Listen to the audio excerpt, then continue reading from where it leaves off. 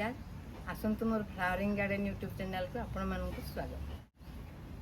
आज आम गोटे चंपा गछ लगे से चंपा गछ केमी प्रतिस्थापन करी आपण मान संगे सेयार आपण मैंने देखिए मत बहुत भल पाइबा देवे आउ कमेंट्स सब्सक्राइब करेंगे लाइक करेंगे बहुत भल पाइबा देवे आपण मान सांग मान संगे सेयार करेंगे।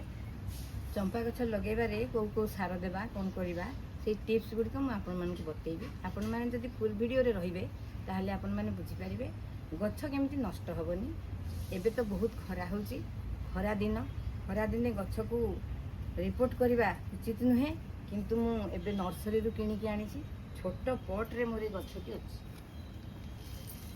मोर छोट पैकेट रे गछटी अच्छी ताकू पुणी तो लगेबी हेले अल्प माटी रे ताकू लगेकी रखी होउनी दिन को 2-4 थर पानी देवाक पड़ुची भाविली बड़ कुंड रे लगे देकी छाई रे रखीदेवी छाई रे रखीदेले से निजे बढ़िबो। एठी छोट छोट कढ़ मध्य आसी कढ़ हम चंपा गछ आमर यही चंपा हूँ 2 प्रकार गोटे हूँ यही स्वर्ण चंपा जहाँ कहते यहाँ स्वर्ण चंपा यहाँ किंतु स्वर्ण चंपा नुहे ये हूँ धला चंपा बा दोलन चंपा नर्सरी मु दोलन चंपा बोली मागिकी आनी से दोलन चंपा ही कहते आउ यहाँ धला चंपा हम किंतु खूब सुंदर बासना ठाकुर को देले मन मुग्धकर बासना आपण मैंने पाइबे ठाकुर घर पूरा आपणकर बासीज सबू ठाकुर ये प्रिय आपण को भी भारी खुशी लगे आपण घर जब फुलटे फुटे मोर स्वर्ण चंपा गछटा बहुत बड़ हो जाए एत बड़ गछ मु फुल तोली पारुनी तेणु भाविली धला चंपा गछटा आनिले गोटे कुंडरे लगेबी कुंडरे लगेले छोट साइज करके रखी जहाँ फुल हम मु ठाकुर पिंधे ठाकुर को पिंधेबार भी बहुत आनंद थाए से मैंने एत खुशी लगे सत्य मु स्वर्ग सुख पाई ठाकुर पाखे ठाकुर अति निकटतम हो गला भाया लगे से स्वर्ण चंपा भी लगे बाड़ी में किंतु गछ बड़ हो जाए बेसी तोली पारुनी अल्प किसी आने प्रतिदिन ठाकुर को दिए जेबे फुल फुटी मुझे ठाकुर को दिए से यही धड़ा चंपाटा एवं आनी आपण मान सामने या सेयार करके लगेबी आपण मैंने देखु आ जहाँ जहाँ टिप्स देवी मन दे शुण।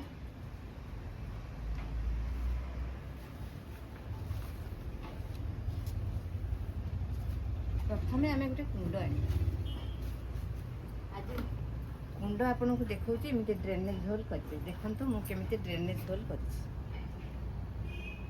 वेल ड्रेनेज हेले पानीटा जदि शीघ्र बाहर जाए 15 मिनिट भितर पानी जदि बाहरी जाऊँगी गचर कौन असुविधा हे गछ पानी जदि जमा है गचर चेर नष्ट होबार संभावना थाए से आम वेल ड्रेनेज करी कुंडरे लगेबा कुंडरे नर्सरी वाला माने कहीं घरुआ लोक भी समस्ते किए पत्थर किए भंगा गामलार किसी अंश एमती दे था कुंड मुहरे पानीटा पूरा चलीज बोली मुझे सेमती आगे देउथिली किंतु से असुविधा अनुभव है माटीटा जिते जाम हुए से खपर बा इटा खंड पूरा मुझे जो असुविधा फिल कली तापर मु मोर मने मने मो अभिज्ञता को लगेगी मुझे किसी नड़िया कता देवा आरंभ कली नड़िया कता देले कत्ताटा रहे पानी खूब शीघ्र ड्रेनेज हो पलाए आ नड़िया कता से रही जब पचे से भी सार में परिणत हो जाए असुविधा किसी हुए तेणु यहाँ वर्षे है मुझे ट्रिकटा माने व्यवहार करुँच देखु मुझे सामने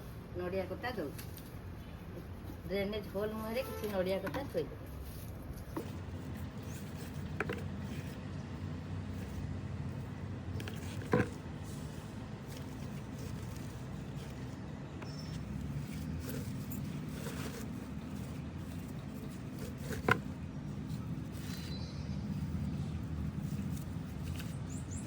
नड़िया कता देदेली ये नड़िया कता ये रहीगले सी पर जदि सड़ब से भी सार में परिणत हो किसी क्षति हम तापर आम देवा किसी धान गाड़ी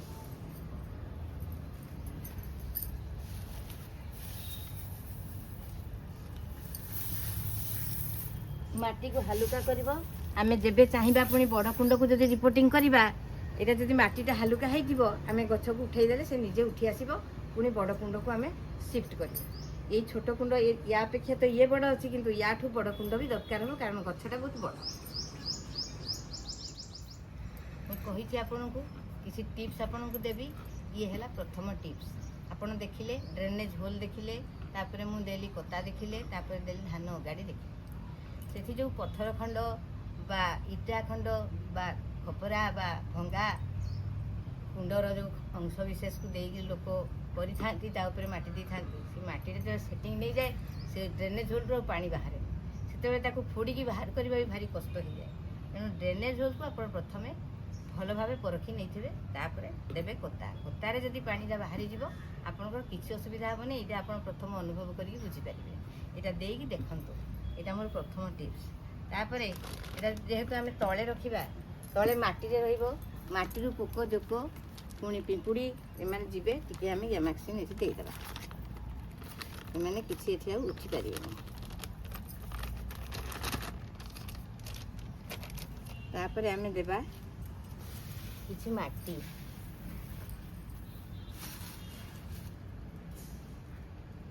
ଏଇଟା ଯେହେତୁ ଖରା ଦିନ, ଏବେ ଆମେ କିଛି ଟାଣ ସାର ଦେଇପାରିବାନି, ତାକୁ ଟିକେ ନରମ ସାର ଦେବା ବା ଥଣ୍ଡା ସାର ଦେବା। ସିୱିଡ୍ଟା ହେଉଛି ସବୁଠୁ ଥଣ୍ଡା ସାର, ଭଲ ସାର, ଗଛ ପାଇଁ ଉପଯୁକ୍ତ। ସେ ସମୁଦ୍ର ଶୈବାଳରୁ ତିଆରି ହେଇଥାଏ, ତେଣୁ ଗଛର କିଛି କ୍ଷତି କରେନି। ସବୁ ପ୍ରକାର ଖାଦ୍ୟ ସେ ସେଇଠୁ ପାଇପାରିବ ଗଛ। ସେଥିପାଇଁ ଆମେ ଏଠି ବିଶେଷ କିଛି ସାରର ବ୍ୟବହାର ନ କରି କରିବା କେବଳ ଭର୍ମି କମ୍ପୋଷ୍ଟ, ଆଉ କିଛି ଦେବା ସିୱିଡ୍, ଆଉ ଦେବା ଆମେ ସୁପର ଫସଫେଟ୍।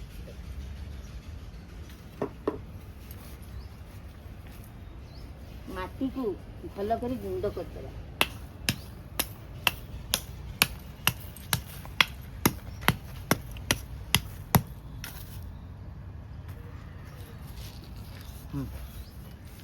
এইটা হচ্ছে অর্গানিক ব্লুম বডি।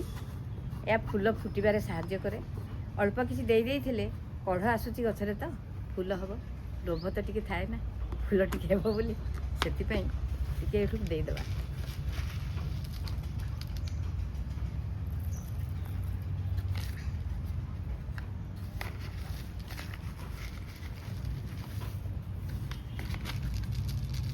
ଏହି ଅଧ ଚାମଚ ଦେବା, ବେଶୀ ଦେବା ଦରକାର ନାହିଁ।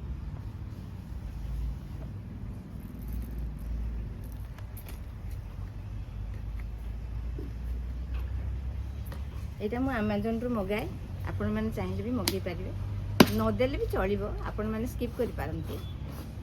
ଯେହେତୁ ଗୋବର ମିଳୁନି ନା, ସେଥିପାଇଁ ଅଳ୍ପ ଅଳ୍ପ ଗୋବର ବୋଲି ସବୁ ଜିନିଷ ଟିକେ ଦେବାକୁ ପଡ଼ୁଛି। ଆଉ ଆମେ ଦେବା କିଛି ମାଟି, ମାଟିରେ ଗୋଳେଇ ଦେବା କିଛି ଅଜାଡ଼ି, ତାପରେ ଦେବା ଏଠି ଭର୍ମି କମ୍ପୋଷ୍ଟ।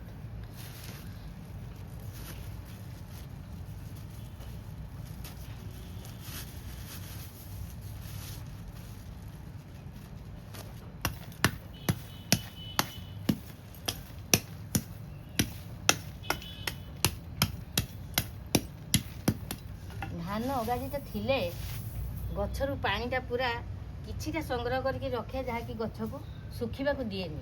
ସେଥିପାଇଁ ଧାନ ଅଗାଡ଼ିଟା ବ୍ୟବହାର କରୁଛି।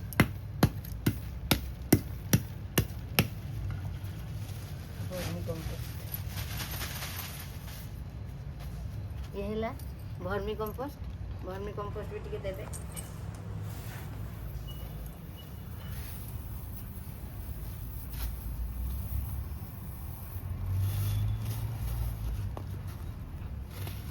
କିଛି ସୁପର ଫସଫେଟ୍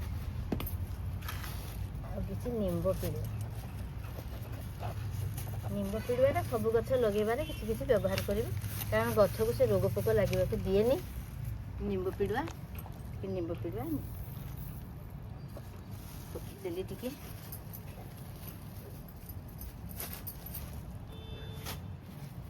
ତାପରେ ଦେବା ଟିକେ ସୁପର ଫସଫେଟ୍।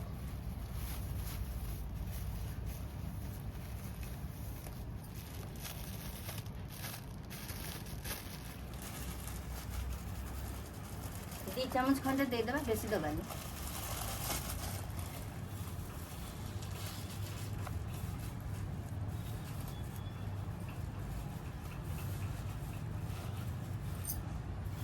सोरिष पिड़ुआ हूँ गछ सबुठू दरकारी, किंतु एबे खरा दिन सोरिष पिड़ुआ व्यवहार करूनी। वर्षा होला परे ताकू पुणी सोरिष पिड़िया गोबर ताकू पचेई पचा सार हिसाब से व्यवहार करा जाए, सेमिति करी। एबे आउ सोरिष पिड़ुआ हम दौनी, हार्ड हो गछ तो से दौनी। खरा दिन गछटा नष्ट होगा संभावना थाए। सेकेंड नंबर टिप्स है ଖରାଦିନେ ଯେଉଁ ଗଛ ଲଗେଇବେ ଆପଣ ସୋରିଷ ପିଡ଼ିଆ ବ୍ୟବହାର କରିବେ। ସୋରିଷ ପିଡ଼ିଆ ବ୍ୟବହାର କଲେ ଗଛକୁ ଟାଣ ହେଇଯାଏ, ଗଛ ସହିପାରେନି, ସେଥିପାଇଁ ମୁଁ ଦେଉନି। ଆମେ ଏବେ ଦେବା ସିୱିଡ୍। ଇଏ ବି ଅର୍ଗାନିକ୍। এই ସିୱିଡ୍ଟା ଦେଲେ ଗଛ ଥଣ୍ଡା ରହିବ, ଗଛ ପାଇଁ ସବୁ ପ୍ରକାର ଖାଦ୍ୟ ସାର ସେ ଯୋଗେଇ ପାରିବ। ତାକୁ ଆମେ ଦେଇଦେବା, ସିୱିଡ୍ ଦେଇଦେବା, 2 ଚାମଚ ଦେଇଦେବା ସିୱିଡ୍।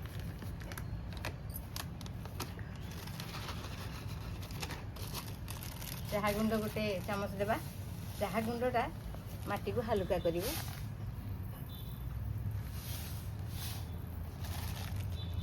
ତାପରେ ରହିଲା ଅର୍ଗାନିକ୍ ଡିଏପି। ଅର୍ଗାନିକ୍ ଡିଏପି 8-10 ଦାନା ପକେଇବା। 8-10 ଦାନା ପକେଇଦେବା, ବେଶୀ ଦେବା ଦରକାର। ହେଇଗଲା ମିଶ୍ରଣ, ଯେଉଁଟାକି କହୁଛନ୍ତି ସଏଲ୍ ମିକ୍ସ। ସଏଲ୍ ମିକ୍ସ ହେଇଗଲା। ଏବେ ଆମେ ଗଛ ଲଗେଇବା।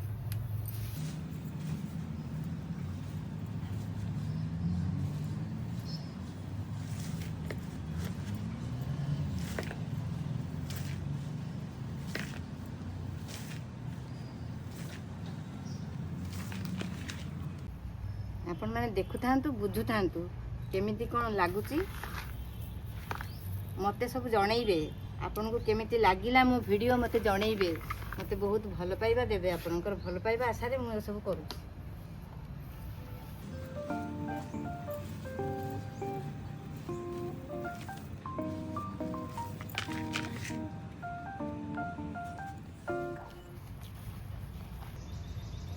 ଏବେ ଆମେ ପ୍ୟାକେଟକୁ କାଟିଦେବା, କାଟିକି ତାକୁ ବାହାର କରିବା।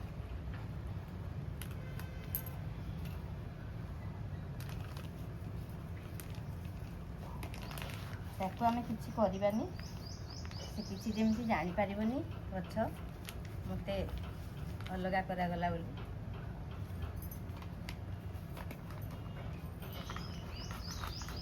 ସୁନ୍ଦର ଚେର ହେଇଛି, ଗଛକୁ ଦେଖନ୍ତୁ, ବହୁତ ସୁନ୍ଦର ହେଇଛି।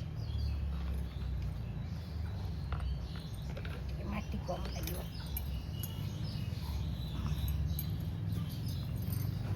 ମଝିରେ ତାକୁ ଟିକେ ଗାତ କରିଦେବା।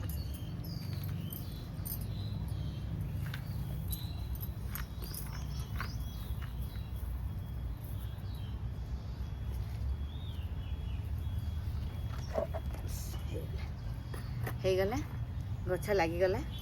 ତାକୁ ଏବେ ପୁଣି ମାଟିରେ ଆମେ ଫୁଲ୍ କରିଦେବା।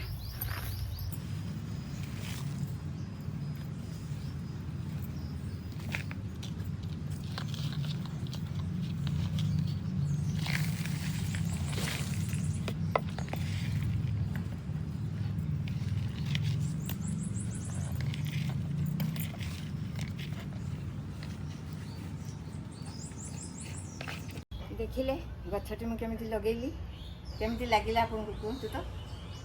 ପରେ ମୋର ଯେଉଁ ନୂଆ ଟିପ୍ସ ମୁଁ ଦେଲି ଆପଣମାନେ ଶୁଣିଲେ, ପୁଣି ଆପଣମାନେ ଯଦି ଆଉ କିଛି ନୂଆ ଜାଣିଥାନ୍ତି ମୋତେ ବତେଇବେ, ମୋତେ କମେଣ୍ଟସ୍ ମାଧ୍ୟମରେ ଜଣେଇବେ। ଢେର ସାରା ଭଲ ପାଇବା ଦେବେ। ଗଛରେ ପାଣି ଦେବା, ଯେମିତି ସେ ଡ୍ରେନେଜ୍ ହୋଲ୍ରୁ ପାଣି ବାହାରିଯିବା ଯାଏ ପାଣି ଆମେ ଦେବା।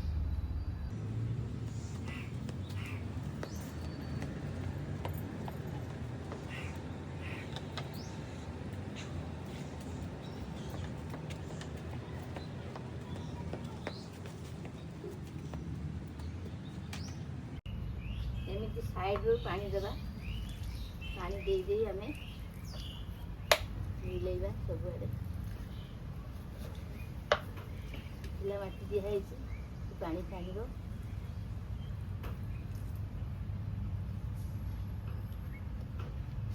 ଧୀରେ ଧୀରେ ପାଣି ଟାଣିବ।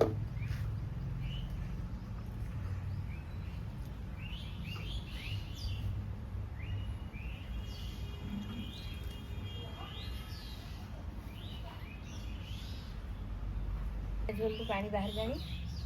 ଏବେ ତାକୁ ଆମେ ନେଇକି ଗୋଟେ ଛାଇ ଜାଗାରେ ରଖିଦେବା। ସେ 2-4 ଦିନ ପୁରା ଛାଇରେ ରହିବ, ଗଛ ପୁରା ସତେଜ ଥିବ, କିଛି ଅସୁବିଧା ହେବନି। ତାକୁ ଆଣିକି ପୁଣି ପରେ ଆମେ ତା ଜାଗାରେ ରଖିବା।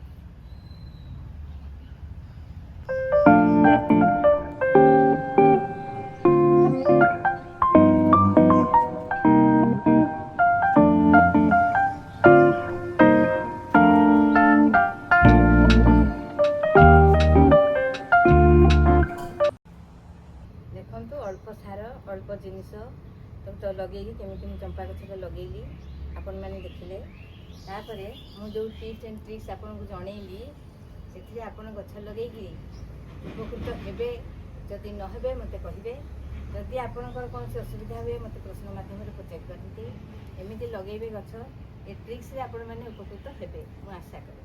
ତାପରେ ଯେଉଁ ସଏଲ୍ ମିକ୍ସ ମୋର ବଳିଗଲା ଦେଖୁଛନ୍ତି ଆପଣ, ମୁଁ ବେଶୀକରି ଗୋଳେଇ ଦିଏ, ପୁଣି ଗଛ ଲଗେଇବେ। ଆପଣମାନେ ସେମିତି ବେଶୀ ଏକାଥରେ ସଏଲ୍ ମିକ୍ସ କରିଦେବେ, ତାକୁ ପୁଣି ରଖିଦେଇଥିବେ।